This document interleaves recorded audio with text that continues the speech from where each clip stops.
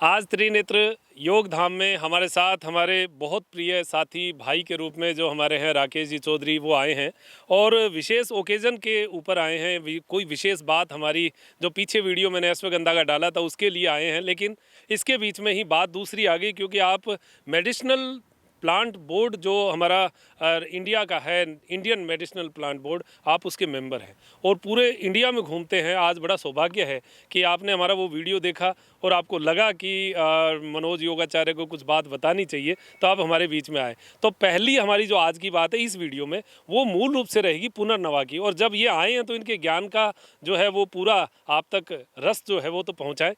बहुत बहुत स्वागत है राकेश जी आपका। जी धन्यवाद। पहले तो आपको बहुत बहुत बधाई कि आपने एक ऐसा सेंटर यहाँ चूरू ज़िले के लिए, किसानों के लिए डेवलप किया है। तो आज हम लोग जो आए हैं वो आपकी इस अजायब घर को देखने के लिए आए हैं कि यहाँ क्या क्या उग रहा है और क्या क्या और उगाया जा सकता है। यहाँ संभावनाएं तलाशने के लिए आए हैं जी। तो यहाँ आते ही देखा ना हमने कि यहाँ आपके यहाँ तो गोखरू खूब खड़ा है, पुनर्नवा खूब खड़ा है। तो विषय चला जब पुनर्नवा का, तो अब हम आगे का बात पुनर्नवा पे ही करते हैं। जी, तो अभी जैसे ही मैंने पुनर्नवा, क्योंकि मैंने भी जब पहली बार खेत में आगे देखा तो सफ़ेद पुनर्नवा जो है वो मुझे देखने को मिला। राकेश जी ने मुझे बताया था कि पुनर्नवा की जिसकी पत्ती के नीचे सफ़ेदी हो वो सफ़ेद पुनर्नवा ही काम का होता है, बाकी जिसको हम साटा कहते हैं वो ही साटा है, बाकी तो और सारे ऐसे ही हैं। अब पूरा परिचय हम जो है राकेश जी से लेते हैं और इनके साथ एक और भाई साहब जो हैं यहाँ पर आए हैं, परिचय मैं इन्हीं से जानना चाहूँगा। नमस्कार जी, मैं अजीत सिंह पुनिया जयपुर से जी और मेडिसिनल फार्मिंग ही मैं कर रहा हूँ साथ में राकेश जी के साथ मिलके।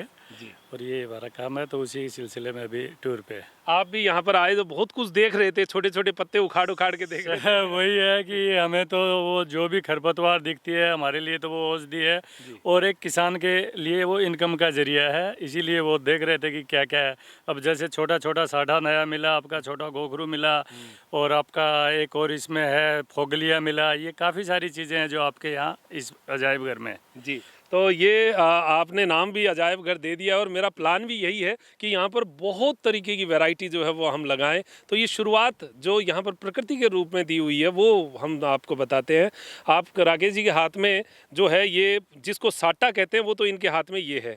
अब इसकी पहचान ये बताएंगे और कैसे ये बिकता है, क्या रेट होती है, किसान कैसे इकट्ठा करे। ये खरपतवार के रूप में किसान मानता है और मैं बड़ा दुखी होता हूँ जो किसान इसको उखाड़ के फेंकता है। तो राकेश जी का भी लगभग वैसा ही मन है। अब राकेश जी बताइए क्या है ये और कैसे इसका परिचय क्या देंगे। देखो, पुनर्नवा की कई सारी वटियाँ, कई सारे अरिष्ट बने हुए बाज़ार में उपलब्ध होते हैं। और आप देखिए कि एक 10 मिलीग्राम की एक वटी 30 रुपये 40 रुपये की बिकती है।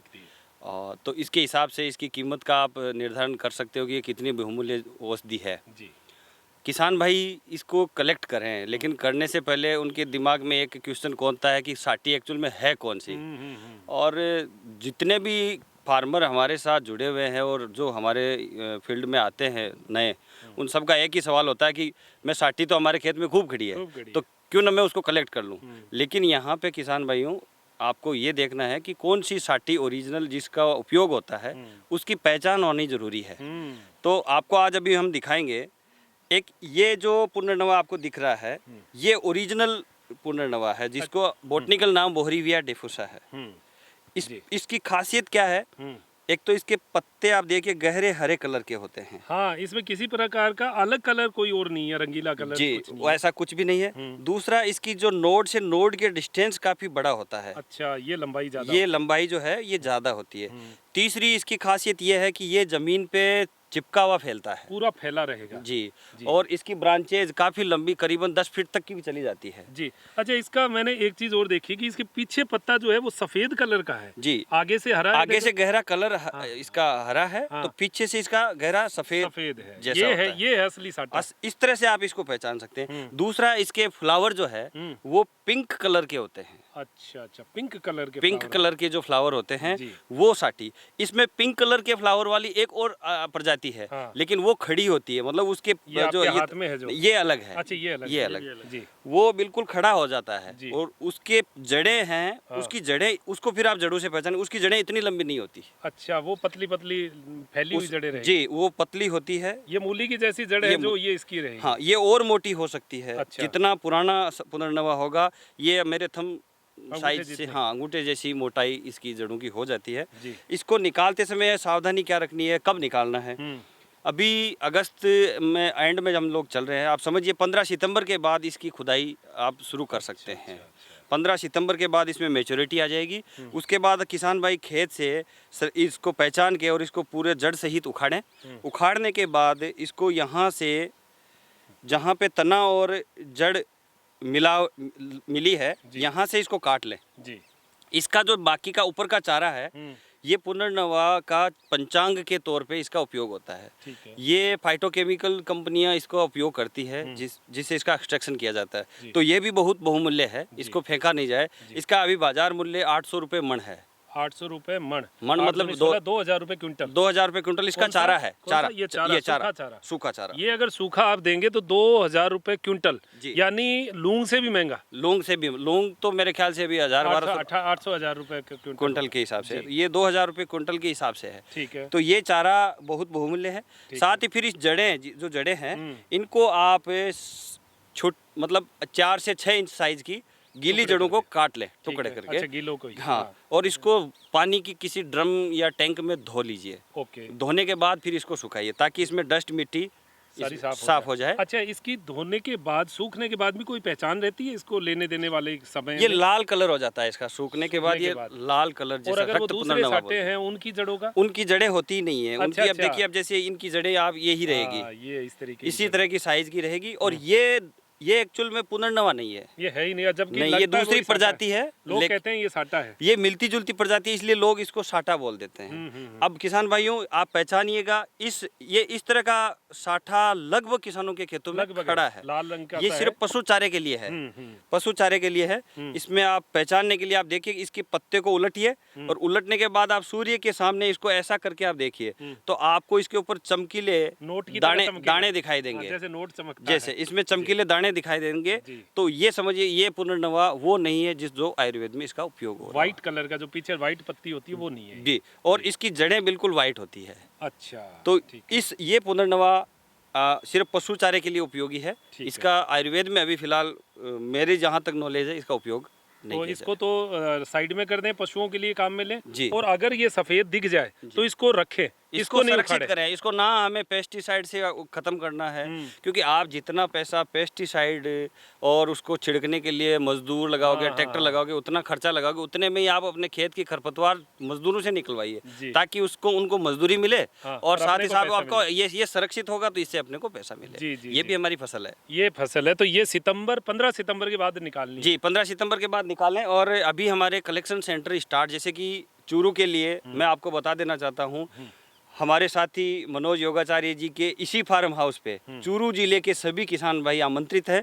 अपने खेत की सभी तरह की खरपतवार यहाँ पे ला करके, हमारी एक MSP है, रेट तय है, उस रेट से यहाँ पे वो ला करके देवें। यहाँ से हमारी संस्था खरीदेगी, यहाँ उनको पेमेंट कर दिया जाएगा। उनको वहाँ विनायक हर्बल राजपुरा कुचामन सिटी जाने की आवश्यकता नहीं है। तो ये एक स्थान इन्होंने बता दिया, हालांकि ये मेरी पहले कोई चर्चा नहीं हुई, इन्होंने हाथों हाथ अभी बोला है। तो इसके बारे में भी हम पता कर लेंगे क्या क्या रेट्स होंगी, और आप तक जो है पूरी सूचनाएं पहुंच जाएंगी। फ़ोन नंबर भी मैं जो है, मेरे नंबर तो नहीं डाल पाऊंगा, लेकिन मेरे जो भाई हैं घनश्याम शर्मा, उनके नंबर मैं दे दूँगा, तो आप उनसे डिस्कस कर लीजिएगा और यहाँ लाइएगा। बाकी राकेश जी जो इसको आगे कैसे डील करेंगे वो राकेश जी बताएंगे।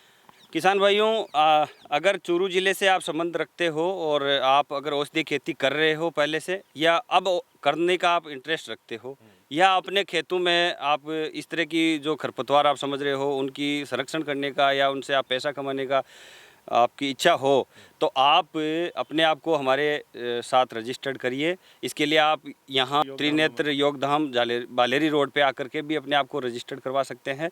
साथ ही साथ हमारी वेबसाइट vinayakherbal.net पे रजिस्ट्रेशन फॉर्म है, वहाँ आप ऑनलाइन अप्लाई करें।